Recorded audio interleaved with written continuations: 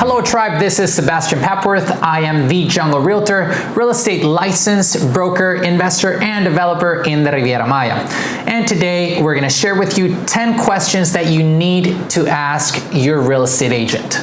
First question, are you licensed in the state of Quintana Roo? Believe it or not, a lot of real estate brokers are not licensed, even though it's required by law in Mexico, like in the US and Canada. So this is a question that you need to ask. We have been trying to push real estate agents to get a license to try to have a more professional real estate industry. However, some of them are not even in the process of doing it. Maybe they don't want to do it. It does cost time and money and effort, but a lot of people don't want to do it. Okay, so make sure that the real estate broker that you're working with is licensed. We're going to leave a link on the description below that you're able to check first and last name to see if they do have a real estate license or not. Question number 2, are you a member, are you a part of a real estate association in the Riviera Maya or in Mexico? I am a member of AMPI. AMPI stands for Asociación Mexicana de Profesionistas Inmobiliarios, which is basically the National Association of Realtors, like the NAR. They actually have a connection with the NAR. And there are other associations that also work in the Riviera Maya and Mexico. Ask your real estate agent if they are a member in one of them.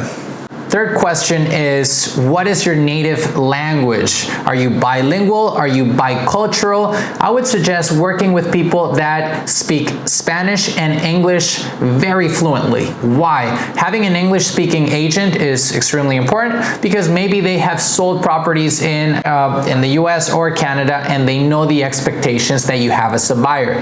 But it's also extremely important, I would say it's even more important, that your agent speaks Spanish. If it's not its native language, at least extremely fluently, because all the legal documents, because you're buying in Mexico, are in Spanish, okay? So if you have an agreement and you might see it in English and in Spanish, the English version is only a courtesy, okay? Because the Spanish version will always prevail.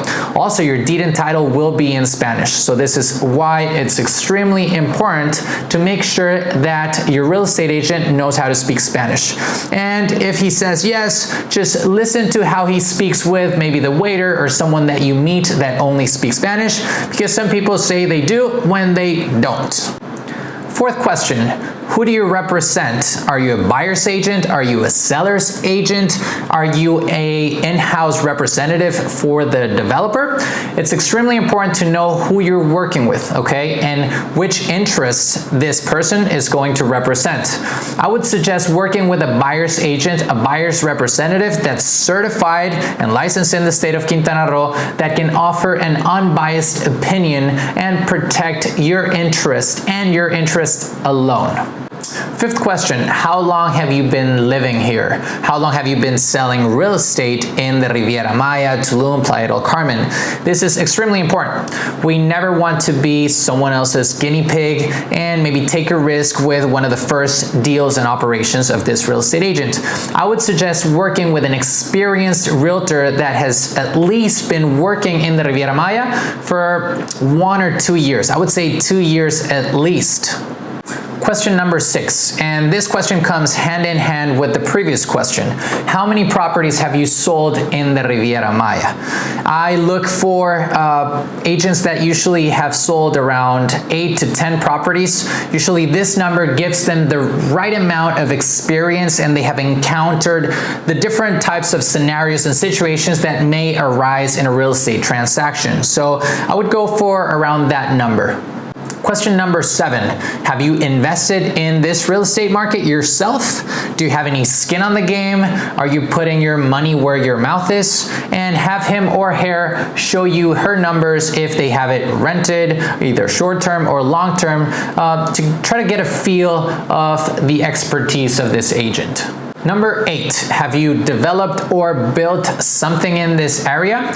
Working with a real estate developer as your real estate agent is really, really helpful because Real estate developers know what are the cost of the land, of the permits, what are the soft and hard costs, what are the construction cost average for the type of quality finishes that they offer here. So when submitting an offer to a developer, we're speaking the same language, okay? We know what kind of profits they're having, and we're able to negotiate the best deal with the best terms in the property of your dreams. Question number 9. There are a lot of real estate agents that sell the entire Riviera Maya and Cancun. I will always suggest to specify which is the location that you've sold the most real estate in. For example, I've sold a lot of real estate in Playa del Carmen and Tulum, and I've sold a little bit in Cancun, but Cancun is not my strongest market.